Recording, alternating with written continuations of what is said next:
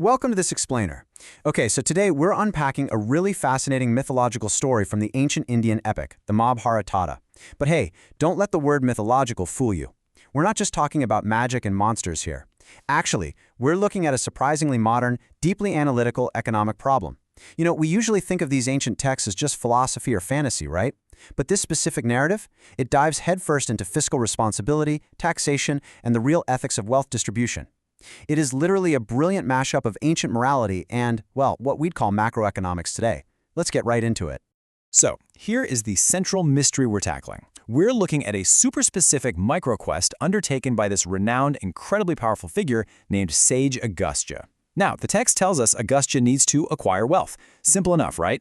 Well, no. Because he's a sage of super high moral standing, he can't just take it by force, and he absolutely cannot take it if it causes some sort of negative ripple effect in the world. He needs a benefactor with a true surplus. And honestly, finding that surplus turns out to be an incredibly difficult puzzle. That brings us to his ultimate ground rule.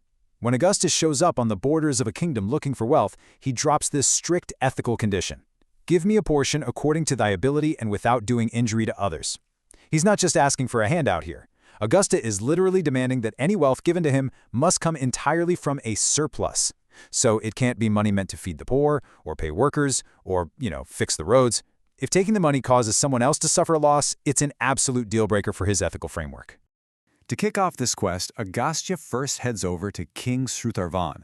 Now, the source material actually calls him out as the wealthiest of all kings. The guy's loaded. So when the king hears this famous sage is at his borders, he rushes out with all his ministers to give him the ultimate VIP treatment. He submissively offers what's called arghya. Basically, this is a deeply respectful traditional offering of water and hospitality for distinguished guests. It's super formal and very warm. With joined hands, the king asks how he can serve him, and Agastya drops his highly specific, ethical request for cash. But here is where it gets so interesting. King Shrutarvan doesn't just hand over a chest of gold. Instead, he basically opens up the kingdom's accounting books for the sage to see, and it reveals a totally surprising economic reality. His expenditure exactly equals his income. Literally every single gold piece coming in through taxes or trade is already allocated to go right back out. The budget is flawlessly balanced, zero surplus. And the king essentially says, look at the books. Knowing this, take whatever you please. Now remember, Agastya isn't your average guy asking for a favor.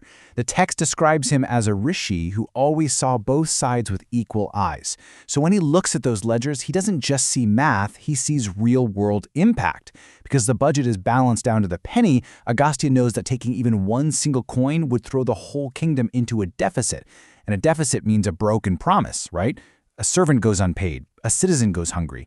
Taking that wealth would inevitably injure someone, which totally violates his #1 rule. So sticking to his guns, the sage just refuses the wealth entirely. So, what do you do when the richest guy on earth is tapped out? Agastya pivots brilliantly. First, he turns down the money. But then, instead of just walking away empty-handed, he actually drafts King Shrutarvan to tag along with him.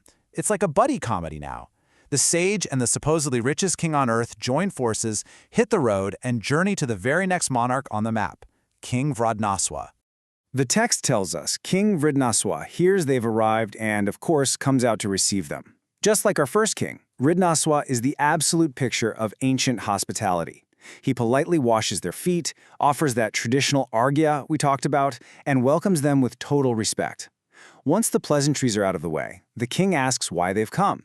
And boom, Sage Agastya delivers that exact same ethical proposition.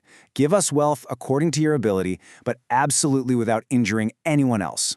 Can you guess what happens next? Yep, this second mighty king responds by opening his books too. And when we look at Vradnaswa's financial state, it's the exact same story. He proves to them that his expenditure and his income are totally equal. This guy rules over a vast territory, yet he's in the exact same fiscal boat as the first king. Every coin in is perfectly matched by a coin going out, perfectly equal. To really get why the sage reacts the way he does, we have to look at the fundamental logic here. In these ancient kingdoms, a perfectly balanced budget means there isn't a vault of surplus gold just sitting around doing nothing.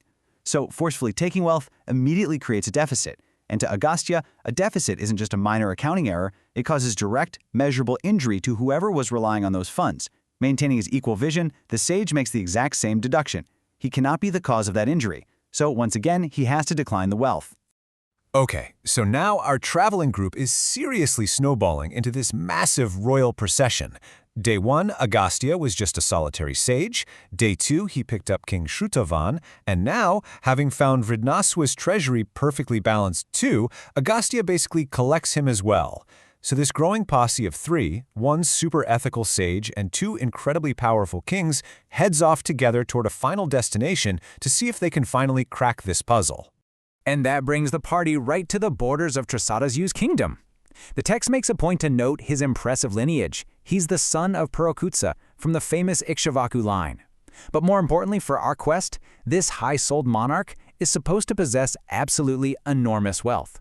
He comes out to the borders, worships his guests, and asks why this totally unprecedented group just showed up at his doorstep.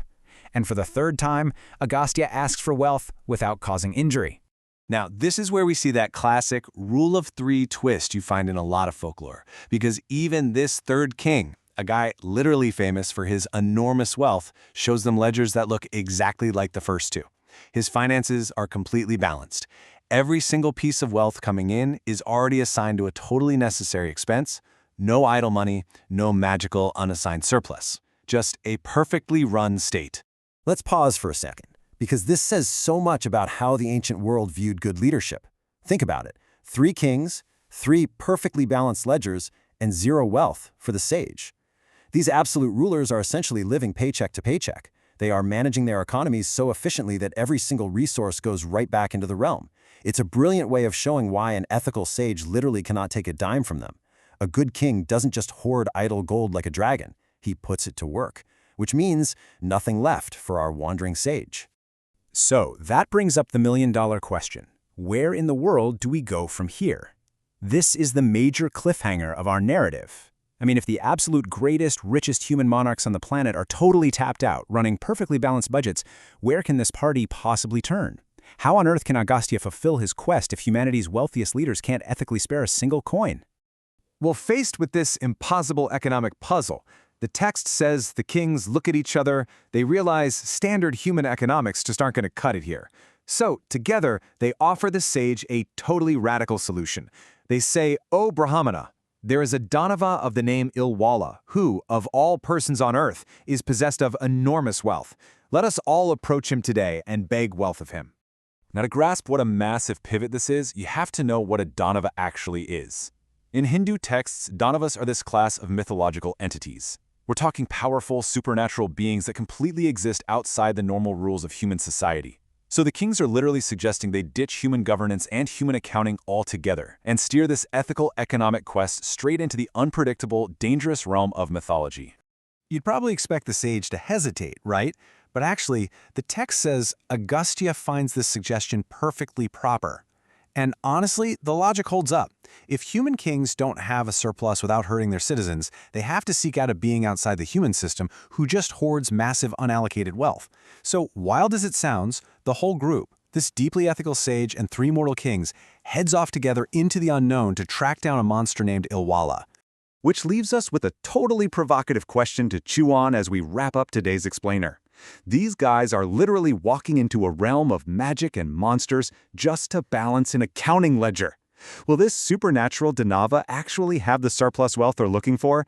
And even more importantly, knowing that these beings definitely do not play by the polite, ethical rules of human kings, what is it going to cost them just to ask? It's such a brilliant setup, showing how ancient texts can seamlessly weave macroeconomic theory, deep morality, and total mythological suspense into one story. Thanks for joining me on this, and hey, always keep questioning the ledger.